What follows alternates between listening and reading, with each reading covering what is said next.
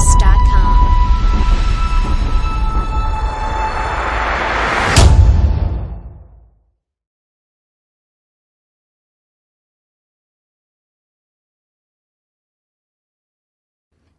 इस कहानी के पहले भाग में आपने देखा कि कैसे रति की शादी एक ऐसे घर में हो जाती है जहां उसकी सास सौतेली होती है और वो पूरे घर वालों को अपने इशारों पर नचाती है।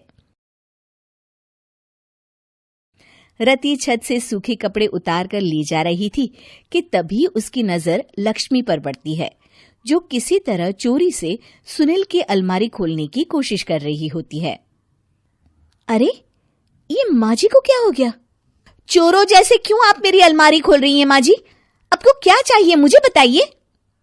अरे वाह, क्या चाहिए मुझे बताइए। अरे मैं इस घर की मालकिन हूँ, पूरा घर मेरे इशारों पर नाचता है और तुम्हें बताऊं कि मुझे क्या चाहिए? हट यहाँ से। और वो उसे जोर से धक्का देती है। जैसे ही लक्ष्मी रति को धक्का देती है, उसके सर पर चोट लग जाती है और वो बेहोश होकर गिर जाती है।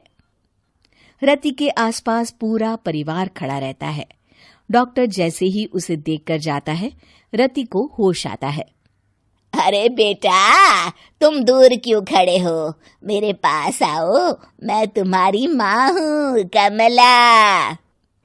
रति के मुंह से लक्ष्मी सारंग की माँ का नाम सुनती है तो हैरान सी रह जाती है।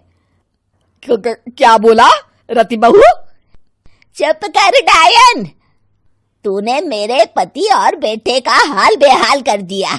अब तू मेरी बहू को भी गुलाम बनाना चाहती है? रुक, अभी मजा चखाती हूँ। ये कहकर जैसे उसे पकड़ने की कोशिश करती है, लक्ष्मी वहां से भाग जाती है। लक्ष्मी के जाने के बाद रति अपने ससुर और पति की तरफ देखकर मुस्कुरा देती है। दोनों समझ जाते हैं कि ये रति की चाल है। अगली सुबह लक्ष्मी का पति खाना लेकर खेत में जाने के लिए निकल ही रहा होता है कि लक्ष्मी उसे रोक देती है। अरे कहाँ चल दिए खाना लेकर? आज घर का काम कौन करेगा? तभी पीछे से रति आ जाती है और जोर से चिल्लाती है। कौन इनको काम पर जाने से रोक रहा है? मैं अभी उसे मजा चखाती हूँ। जैसे ही रति लक्ष्मी की तरफ बढ़ती है, लक्ष्मी घबरा जाती है। मैं तो मजाक कर रही थी बहन। आखिर मैं कौन होती हूँ रोकने वाली? मैं तो बस ये पूछ रही थी कि घर का काम कौन करेगा? कौन क्या? तू करेगी। चल उठा झाड़ू और शुरू हो जा। लक्ष्मी पूरे घर में झाड़ू पोछा लगा रही होती है कि अचानक सामने सारंग खड़ा हो जाता है। अच्छा माँ, मैं काम पर जा रहा हूँ। रति के मामा की फैक्ट्री है, मैं वहां आज से मैनेजर के तौर पर काम करूंगा। सैलरी भी अच्छी है। अरे सारंग, तुझे क्या जरूरत पड़ गई काम करने की? और बेटा तू बाहर काम करेगा तो इस बड़े से घर को मैं कैसे संभालूंगी? अभी तो पूरा काम बाकी पड़ा है। तभी वहां रति आ जाती है। अरे बेटा सारंग, जा, नौकरी पे जा रहा है ना, जा। और हाँ, आते वक्त घर के लिए सब्जियां ले आना। ये लक्ष्मी बैठी बैठी मोटी हो रही है, जरा काम भी तो कर ले।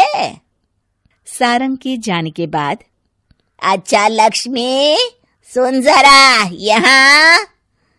लक्ष्मी अपनी बहू रति को सारंग की पहली माँ जो मर गई है वो समझकर उसके पास जाती है। अरे बहन, ऐसा क्या हो गया जो तुम्हें वापस आना पड़ा? मैं तो बड़े ही प्यार से इस परिवार को चला रही थी। प्यार से तो मैं बहुत साल से तुझे मजा चखाना चाहती थी, लेकिन किसी औरत का शरीर मुझे नहीं मिल रहा था प्रवेश करने के लिए। अब से ना मैं बहू के शरीर में रहूंगी। और हाँ, तूने कोई भी चालाकी दिखाई या मेरे घर के लोगों को परेशान करने की कोशिश की तो तेरा गला दबा दूंगी।